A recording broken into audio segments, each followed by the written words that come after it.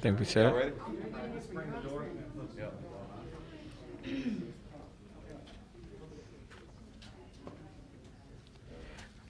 All right, we can gonna get started. Um, Let me just say good afternoon. I'm pleased to be here today, of course, with Houston Police Chief Troy Fenner and ATF Special Agent in Charge Fred Malinowski. And I'm also certainly wanted to acknowledge Lieutenant Kathy Richards and Commander Tinsley Gwen Shaver, as well as the Violent Offender Squad. Let me just start off. For the past several months, local law enforcement agencies have worked together to solve a string of robberies targeting people near high-end stores and affluent areas in parts of Southwest Houston, Uptown, near the Galleria, Highland Village. You may recall that in May, Chief Fenner announced the arrest of several suspects responsible for aggressive robberies in affluent areas of the city. This is a follow-up to that. And I just want to say from the very beginning, extend my thanks to the chief, to ATF, to Fred Malinowski, to all of the individuals involved, the Violent Offender Squad. They have done a yeoman's job, and I think what you will hear today will be the results of their hard work. Those placed under arrest targeted innocent people because they were driving luxury vehicles and wearing expensive jewelry. Nearly all of the suspects have ties to violent gangs, and they have criminal histories. Houston Police, with the assistance of ATF, other agencies, and the use of technology, have worked nonstop, and literally nonstop, to solve these very dangerous and brazen armed robberies.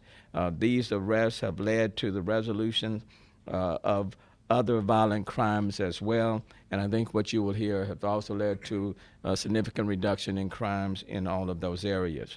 Many major cities across the country are dealing with a wave of crime. We all know that. The city of Houston is no exception. We are not immune, and that's why I've instructed Chief Fenner to do what is necessary within his department and to let me know what resources the department needs and the officers need in order to crack down on these violent offenders and keep our city safe. I am pleased with the number of arrests that have been made, as you will shortly hear, and the number of people who are apprehended and off the streets. We will continue to partner with our law enforcement agencies and put forth the necessary resources and manpower to prevent and/or apprehend those persons committing crimes. And once they are arrested, judges must be mindful of their criminal histories and not make it easy for them to return to the streets to become repeat offenders. Having said that, let me now bring up Chief Fenner. Thank you very much, Mayor. I want to say, first of all, thanks to our great citizens and our media. Thank you for being patient. May the 14th, I stood and the mayor stood before you. I think Fred and our team was there. We made 10 arrests. To this date, there have been 24 arrests, federal charges and state charges. And Commander Gwen Shaver will speak in detail to that here shortly, but I also want to thank her. I don't get a chance to stand before you much and acknowledge a person that's been here 41 years and still charging hard from us, still leading from the front. But I also want to thank Special Agent in Charge ATF, Fred Malinowski, the U.S. Attorney, Jennifer Lowry, our District Attorney, Kim Ogg, our Commander from Homicide, Kevin Deese, our Major Offenders, Commander Ron Borza, also our Gang Division Commander, Mike Faulhaber, also Midwest Commander Reed.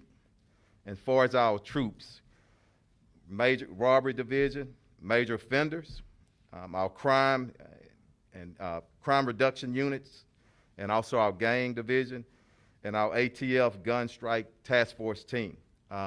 We have done great work, and I want people to know, and she'll go into a little bit of detail, but we do think these dangerous, very dangerous crews are responsible for the League City homicide, Also, our Grottos incident, where a detective and another gentleman was murdered. These are very violent people. As she will speak to our commander, a few of them are still outstanding. There's still investigations going on. But just one thing before I pass it over to our ATF SAC. Sometimes we have to withhold information when we have investigations going on. And again, I want to thank you for being patient on that. I'll never stand before you and say, withhold information for no reason at all. But I do not want to jeopardize the case, especially when we're dealing with some very dangerous individuals. So, Brett. Thank you, Chief. Mayor, first of all, I want to thank you and Chief Finner and let you know that the work that your investigators do on the ATF Crime Gun Strike Force is nothing short of remarkable. They're a great partner. I just want to give you a little bit about the Crime Gun Strike Force. There's about 65 persons assigned to the strike force, and that is 8 special agents, it's investigators, it's police officers, dedicated K-9 to find shell casings, it's crime analysts. We're very fortunate to have that team and have that team that works together every single day on violent crimes in the city.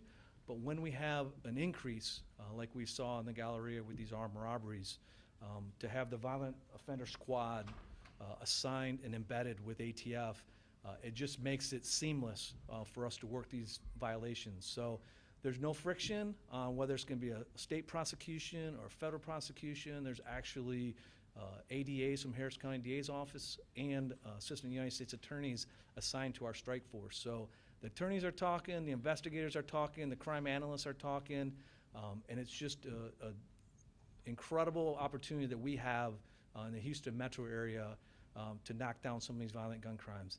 I will tell you, the strike force only focuses on 3 things. One is armed robberies. The second is multiple shootings linked by our NIBIN's ballistic program, which you've all heard lots about. And the third is firearms trafficking. Firearms trafficking means how do these criminals get these guns? So that's everything from breaking into gun stores to breaking into vehicles. And in the city of Houston, we have a significant problem with guns being stolen out of vehicles. Last numbers I got, about 3,800 a year are being stolen out of vehicles, and those are going directly to the criminal element. So we all talk about Second Amendment rights, and I'm a big believer in Second Amendment rights, but we also have responsibilities. And leaving a gun unattended in a vehicle when you're not in it is not being responsible, and we need people to lock those guns up because that is what's funneling, one of the big areas that's funneling guns to our criminal element.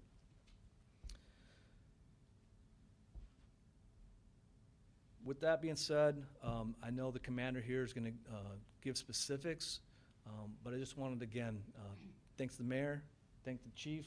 Houston Police Department's been an incredible partner to us, and we will continue our dedication. As long as there's violent gun crime in the city of Houston, we're going to be there to work with your police department. Thank you. I know we're social distancing, but I want y'all to stand in. Got it. Come on, stand in. Yep. Got it. All right. Come on in. Thanks.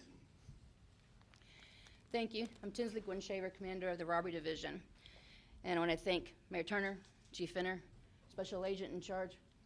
He stepped out. He went somewhere. Thank you. Fred Malinowski, incredible partnership. Also Lieutenant Kathy Richards over our Violent Offender Squad and our Gun Crime Strike Force. And Russell Gray, he's been instrumental in investigating these particular crimes, and his crew as well. And also Ernest.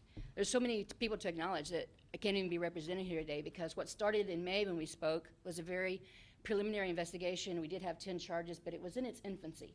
And like the chief spoke to, we were really hesitant to share a lot of information that would be compromise not only the investigation itself, but create a more unsafe environment for our citizens.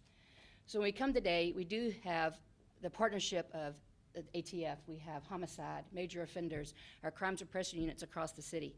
They were all instrumental in following the leads, submitting them for analysis, and orchestrating the tactical responses to get these suspects in custody. Of these suspects, we have 24 suspects have been identified working 2 different crews, a day shift crew and a night shift crew. Of these 24, 14 defendants remain in jail on state charges. 4 defendants remain in jail on federal charges. 2 have been charged and have eluded capture. And Lieutenant Kathy Richards will speak about these boards here with all the pictures we have in a few minutes and identify those for you. 5 suspects have been charged with capital murder. We have charged 36 state charges on aggravated related charges, from aggravated robbery to conspiracy. We have 7 federal charges. We have 4 currently out on state bonds. And 7 of the defendants were out on state bonds or out on bond when they committed these crimes. We still have evidence that's being processed, and as this evidence is analyzed and the reports are given to Lieutenant Richards and major offenders, our detectives will be going through them with our ATF partners, and I anticipate more charges to be filed, other suspects to be linked, all the way back through early 2020. So this is not by any means over, but we're at a place where I feel comfortable, where the chief felt comfortable to share more information with our media, because that helps make our community safer. And I would like to have Kathy Richards, Lieutenant, come to the boards and speak to the pictures and some of the suspects, identify those with Sergeant Russell Gray if he has any additional information for that, and then we'll do a closing and open to questions. Yes, so this is some of the defendants that we have Do listed. you need the mic? I think we can probably angle it to you. Yeah. So these are some of the defendants that we have charged. Can you move that? Thank you. You're welcome. Okay, take 2. Okay. So these are some of the defendants that we have charged in the Galleria-related cases. The top 2 on the chart here are Jeremy Haynes and John Trell Miles. Jeremy Haynes is wanted for capital murder at this time, and John Trell Miles was charged with conspiracy to commit aggravated robbery. He did receive a bond, and he decided not to show back up for court, so he has a bond revocation. So he is wanted as well. We are asking for the public's assistance in helping us find and locate these individuals. And if they do have information on where they are, they can call Crime Stoppers with that information, or our robbery division. It's important that they get captured and brought in. As we've already talked about, we have several murders involved with these cases, and these defendants are very violent. Just some of the other defendants on this page, all these individuals have been charged with aggravated robbery in some way or fashion involving the Galleria area cases.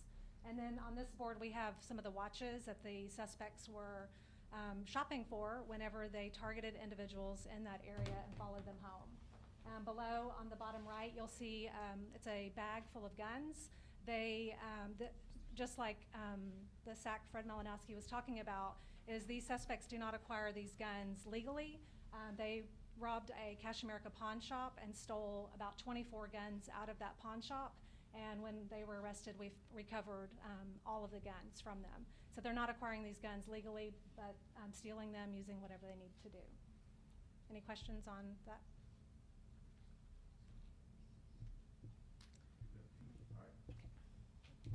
We have linked some of these suspects in this crew with the League City murder. If you remember that one, thank you. If you remember that one, the League City murder had to do with the yacht boat owner of the company. We're working in collaboration with League City at this time, and we do not have charges on them, but they are linked with this crew. So evidence places them there, but we're still working with the DA's office to get charges on them. So the Houston murder too?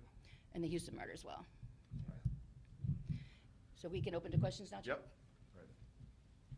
Do you have a sort of ballpark about just like how much contraband or money that, or watches, I'll let you speak to it. value of all the stuff they stole?